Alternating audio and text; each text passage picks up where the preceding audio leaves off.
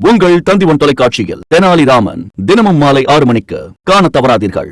கடலூர் மாவட்டம் பெண்ணாடம் அருகே இறந்தவரின் உடலை கழுத்தளவு தண்ணீரில் ஆற்றை கடந்து தூக்கி செல்லும் அவல நிலையால் உரிய சாலை வசதி ஏற்படுத்தி தர அப்பகுதி மக்கள் வலியுறுத்தியுள்ளனர். இது பற்றிய கூடுதல் தகவலை செய்தியாளர் அருள் வழங்கிட கேட்கலாம். அருள், வணக்கம். அப்பகுதி மக்களின் தற்போதைய கோரிக்கை என்னவாக உள்ளது? விவரங்கள் என்ன?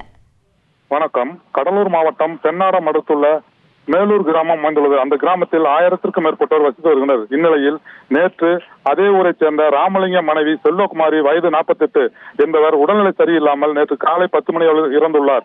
அவரது உடலை இன்று அடக்கம் செய்ய அவர் உறவுகள் ஏற்பாடு செய்த போது கொண்டு சென்ற போது அது கடந்த ஒரு வாரமாக பெய்த கனமழையால் மயானத்திற்கு செல்லும் ஓடையில் தண்ணீர் வரத்து அதிகமாக உள்ளது. இதனால் கழுத்தளவு தண்ணீரில் இறந்தவர் உடலை எடுத்துச் சென்று அடக்கம் செய்தனர்.